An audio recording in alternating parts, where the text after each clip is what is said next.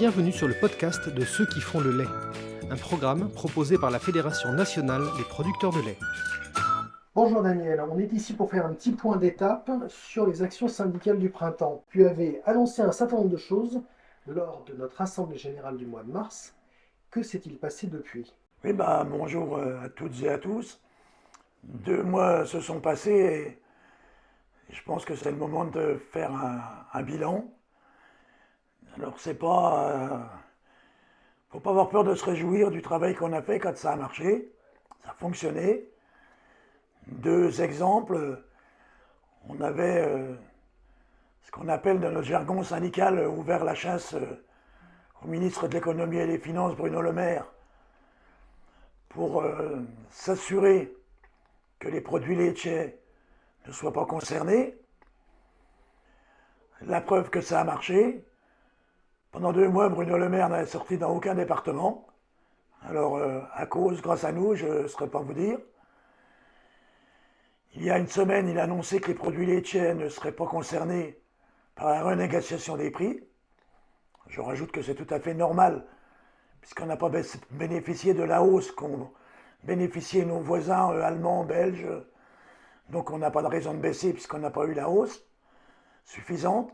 Et encore aujourd'hui, Olivier Grégoire, secrétaire d'État, a rappelé que les produits laitiers n'étaient pas concernés. Alors on a gagné une étape, on n'a pas gagné le Tour de France. Restons vigilants. J'aurais tendance à dire aujourd'hui, si Bruno Le Maire veut ressortir, c'est pas les paysans qu'il rencontrera puisqu'on a obtenu satisfaction, mais on reste vigilant.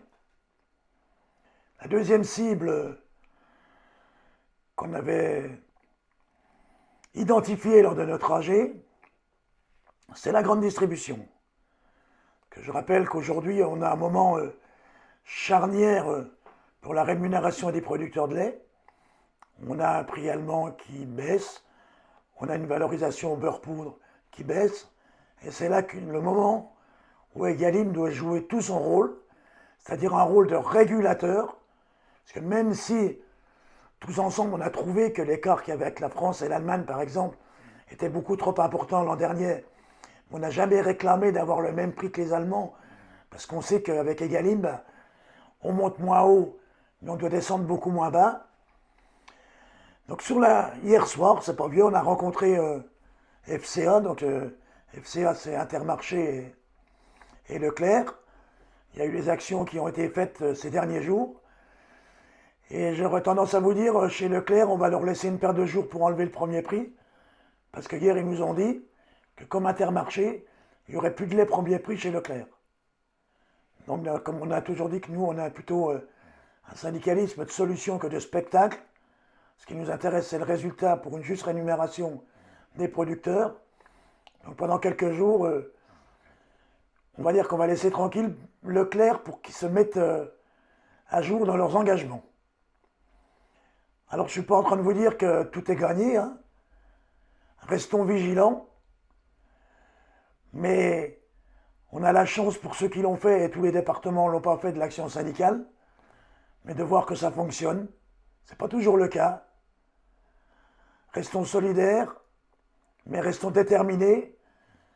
Et je vous l'ai toujours dit, hein, le travail syndical, si ça marche, c'est pas 3-4 à Paris que c'est grâce à eux. Et si ça échoue, c'est pas 3-4 à Paris qu'on fait que des conneries.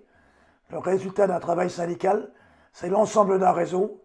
Et chacun à son niveau a sa part de responsabilité, mais aussi sa part de gâteau, quand ça va plutôt pas trop mal. Ok Daniel, merci. Juste un dernier élément. Agir dans la grande distribution pour s'assurer qu'il n'y ait pas de dégringolade des prix injustifiée, c'est tout à fait logique, on est dans notre rôle. Mais ça signifie aussi que les laiteries seront payées convenablement par les distributeurs et donc il est hors de question que les prix baissent pour nos producteurs. On est bien d'accord avec ça. Alors, dans des échanges qu'on a pu avoir, c'est aussi ce qui n'est peut-être pas ressenti par le terrain.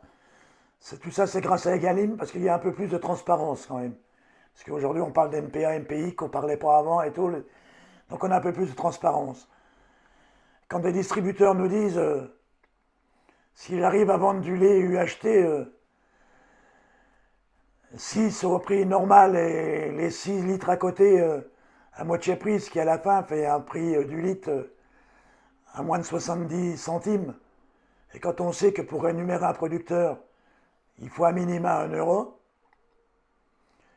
et bien là oui, on va veiller sur la transformation, parce qu'il est hors de question de brader, de vouloir faire de la promo, parce que le plus bel exemple pour démontrer que la promo, c'est de la destruction de valeur, c'est le lait UHT. Un produit d'appel, un produit où il y a eu le plus de promos dans les années qui se sont écoulées, et la baisse de consommation du lait UHT est inéluctable. Elle baisse, je ne saurais pas vous expliquer pourquoi. Donc les promos, c'est juste de la destruction de valeur. Et de la destruction de valeur, on ne veut pas que ça se traduise par une destruction des éleveurs. Il est impossible de faire une vidéo syndicale avec notre secrétaire général sans faire un petit crochet par Sodial. Cette année 2023, fin 2022-2023, Sodial, contrairement à ses habitudes, est plutôt dans les bons élèves. On est tous dans l'attente d'une nouvelle formule de prix qui devrait arriver courant juin lors de leur assemblée générale. Quels sont tes souhaits par rapport à ça, en tant que sociétaire Sodial et en tant que syndicaliste? Alors il y a deux questions, celle en tant que sociétaire Sodial et celle qu'en tant que responsable de la FNPL, secrétaire général, donc la défense de tous les producteurs. Je vais plutôt réagir à la deuxième, parce que quand on est responsable, certes, on ne va pas se mentir, on pense aussi à soi, mais il faut penser au collectif, et c'est dans notre ADN du syndicalisme majoritaire. Moi, je ne vais pas jouer l'oiseau de mauvais augure. Autant que j'ai été sévère, et je le revendique l'an dernier, envers Sodial, oui, mais parce qu'il fallait l'être. Et aujourd'hui, même si des fois, en conseil FNPL, ça peut un peu choquer, mais aujourd'hui, je défends le prix Sodial. C'est un prix qui est rémunérateur. Simplement, on va être vigilant, parce qu'on a bon espoir que ce prix-là, ce soit un prix qui va tenir sur l'année 2023. Quand on a évoqué tout à l'heure l'AG de la FNPL il y a 2 mois, j'avais dit dans 2023, le lait doit être un minima payé aux producteurs comme en 2022. Ça a été repris par la coopération, ça a été repris par la FNIL. Donc, soyons optimistes, soyons raisonnables. Et quand je vous dis que c'est le collectif qui prime, je sais que si Sodial réussit à être en tête du peloton jusqu'à la fin de l'année comme ils le sont aujourd'hui, et bien derrière, personne ne laissera Sodial s'échapper et l'ensemble des entreprises françaises augmenteront leur prix du lait. À très bientôt sur le podcast de Ceux qui font le lait.